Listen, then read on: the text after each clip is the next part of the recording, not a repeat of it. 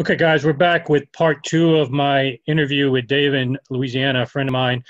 If you didn't check out part one, definitely do so. We talked about his commitment to his speakers, number one, but more importantly, his room first. And then obviously the great speakers and system he set up fell into place. So definitely check that out. We also talked about the importance of EQ and other things that you may find helpful. But in the second part, we're going to go through the rest of his system, talk about electronics. He's on his mobile phone right now, so that's why you can't see his face. But Dave, you want to jump in and give us a little more dynamic tour than in the first video? Sure. In fact, you can see the chair which I was sitting in before. Yep. Now, the phone might want to hunt a little bit because of the light level, but this will give you an idea of the size of the room. That's the front right. If you notice, there's a front wall.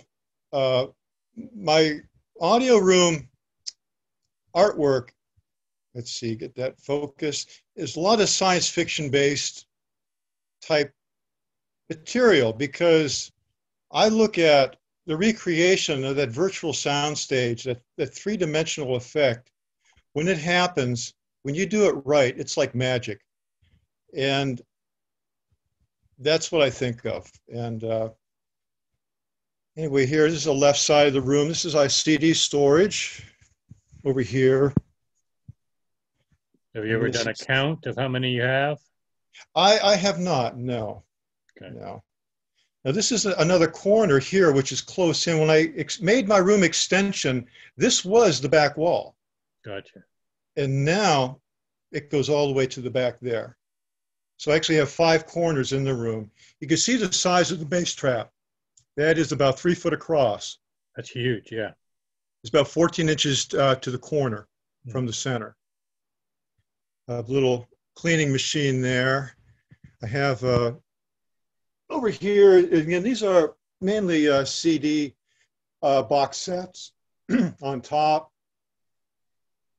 And some LP at the bottom, some things I've recently been listening to. Little Stanley Clarke there, and Black Sabbath's first one. That is a stunning recording. It'd been a long time since I'd listened to that. And of course, Joan Baez, Diamonds and Rust, and I've got Heart over there. It's like Straub's in the back corner. And that's a Uriah Heep, I think, back there too. So yeah, so this would be a good point to kind of tell us about your music taste. Do you have anything you gravitate to in particular?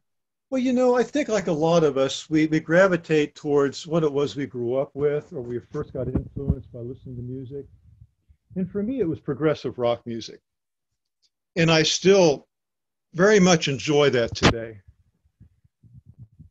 And even some of the newer progressive rock, but mainly the older stuff, 70s, the Emerson Lake Palmers, the King Crimsons, Gentle Giant, all of that sort of thing. And do you have a percentage of how much you listen to digital versus analog or anything like that? I mostly listen to digital right now.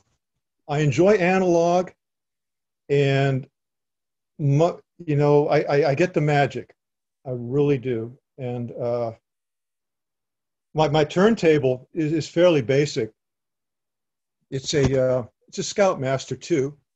It's got a nice Lyra cartridge on there, and I'm using a Sutherland phono preamp section there. It comes into focus. There we go a little bit. But, yeah. I'm using Roon right now as my library management system. And I believe I found that digital done right sounds right. Extremely good. Vinyl has that magic. All analog has the magic that digital can't match.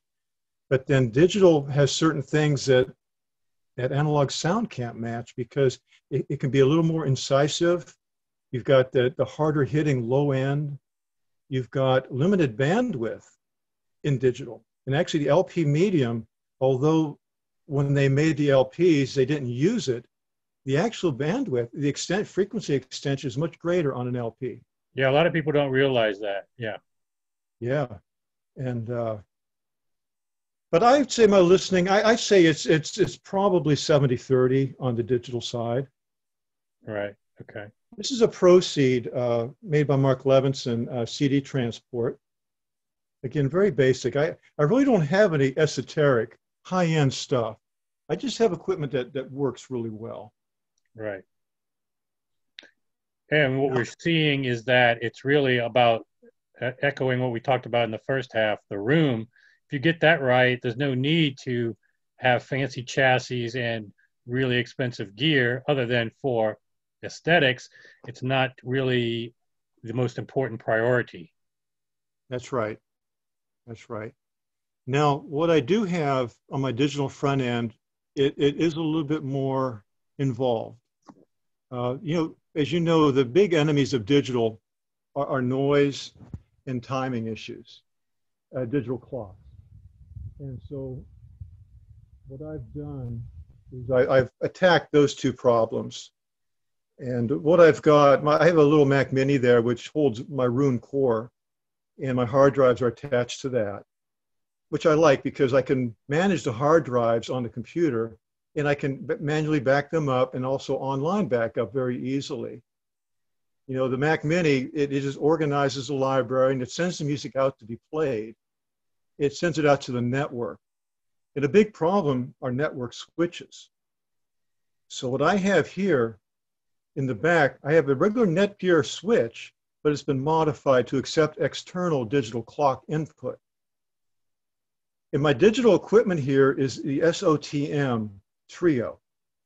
The little module there on the right, there's one in the middle and one on the left. And below that is the DAC. The one on the right is the streamer. The one on the left is a USB conditioner. And in the middle is the power supply for both. So what I've got going on here is the information is sent Ethernet to the network switch. It receives an external clock input from my SOTM USB conditioner. And from the network switch, it's sent out to the streamer. But before it goes to the streamer, it's converted to fiber optic and then back to Ethernet. And that gives me my isolation from noise. So I've dealt with the timing issue and I've dealt with the noise issue before it gets to the streamer. Gotcha. The streamer does its magic, sending it to the USB conditioner, and then from there out to the DAC. Okay, so yeah, with converting it to fiber gives you a form of galvanic isolation, which a lot of people claim, is helpful, and have done that with even USB. So yeah, that's a definitely more extensive digital setup than probably most have. The DAC is a full preamp. It's kind of dark. It's kind of hard for you to see, I think, but it accepts 2 analog inputs, and the volume control remains in analog for the analog inputs, and it's digital for the digital inputs. And it's also battery operated. It runs on 2 banks of batteries, A and B. So if you're running on battery A, battery B is being charged. And then they seamlessly switch back and forth. Gotcha. And so again, I'm taking care of power supply noise at that point. And yeah, that's all. Yeah, you've got your T's crossed and I's dotted with everything in the digital realm. That's been the hoopla of the last few years for sure. The bottom unit here, this is just a Monarchy Audio. It's an AC regenerator. Mm-hmm. And I use that for the source components. It just puts out clean AC where I can vary the voltage output and as well as a frequency response. It's just a way of a second isolation for me. My equipment, I don't know if I might be able to see but there are outlets in the back. I've got 2 sets of 4, 2 quads. And my amplifiers, it's the same thing behind them. There is hard to see, they're behind the acoustic treatment, but I've got quads there, and they're all set up for, they're all isolated circuits, they're dedicated circuits. And what I did when I enlarged my room here, when I added that 10-foot, I had to move the bus panel that was supplying the room, because it was on the back wall. And when I did that, I had to rewire everything. And so I decided to go ahead, and I built in an isolation transformer to the room. I bought an industrial 220 to 220 instrumentation transformer. And so that 220 transformer is supplying these outlets directly into 2 streams of 110 each. Gotcha. And of course, you're needing all of this amplification because you said you're tri-amping the speakers. I am. And again, nothing really exotic here. I've got the Ampzilla 2000, which is running the main towers above the bass zone. And I have the Prima Lunas. These are the Prologue 7s. I have the KT 120s in there. Now, they both do the same job. I just switch back and forth between them on occasion, just because. No real reason other than I like both amplifiers. So they both do the same thing, just not at the same time. I think you might have your finger on the mic. Oh, okay. Yeah. How was that? Better? Yeah. Yeah. Mic is probably on the side or below, so when you're holding it, your finger might just cover it temporarily. So. Okay. But yeah, we can hear you fine now. Okay. Yeah, the Prima Lunas, I like both amplifiers. The Ampzillas are a very tube-sounding amplifier. So if I told you there's a great difference between these two, I'd be lying to you. There isn't. But it's a noticeable difference. You know, to me, it's a lot like going between digital and vinyl. You know, it's that a little bit more of that smoothness, more of that analog sound to me.